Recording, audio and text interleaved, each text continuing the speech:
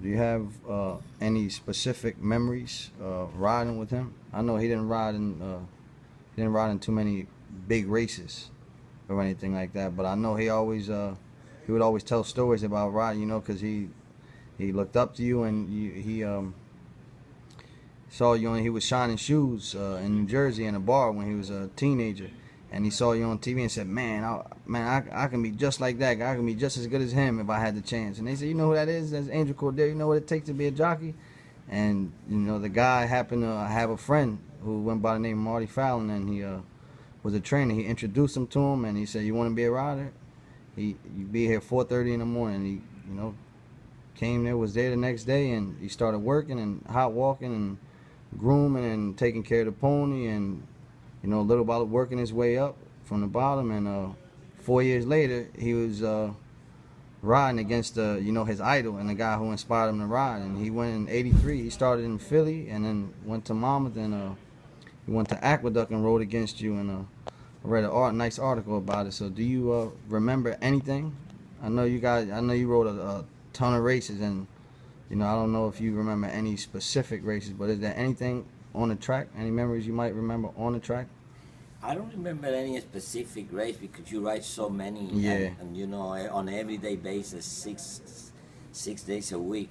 I remember him very clear because whenever he was, he was well liked by everybody. I used to tell him he should run for president because when he comes in the room, everybody comes and say hello to him.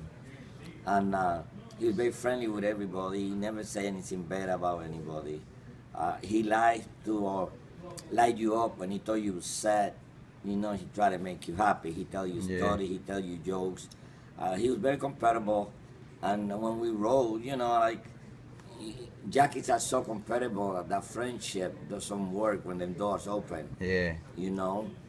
But fortunately to me, for all the time that I rode with him, never run into each other. I was glad because sometimes you just run into each other just because it's a matter of what happened in the race, not because you're looking forward. But he was a very happy guy, and I remember when we was like way back, and we was riding for anything 6, 7, and he goes, Yeah. "I bet you a coke." And so I bet you do, and we used to ride so hard, try to beat each other for nothing, just for. When you come Being back and say, "I competitive. got you," you come Yeah. back and say, "I got you," and I could see on his face whenever he finished in front of me, he came back, and he felt like he accomplished very much. And I used to tell, that was only for 6 and 7, that doesn't count. I was trying to be smart ass, trying to tell him that doesn't count. That's only good for 5th and 7. And we used to play softball too. Wherever we went together, whenever I went and he was there, he was like perfect match. Right away we click, and right away we start hanging around and laughing and telling jokes and explaining it to me all things. I really liked that being. I was looking forward a lot of time going to Meadowlands just so I can see him. It's a guy named Brian. I forgot what his name, and he used to tell jokes, and I used to just love going in there to listen to him, to both of them, because I knew when I got there I was going to have a good time instead of be bored being there all night. He was very compatible. He was a very good rider, and unfortunately, he went off too early out of our life. I thought that he had so much talent that it was just a matter of time. Whenever he picked up a good stable, that was going to give him a chance. And that's what most of the riders need. You need somebody to open the door for you, and you could be the greatest rider in the world, and if the people doesn't give you a chance, you never have a chance to prove it.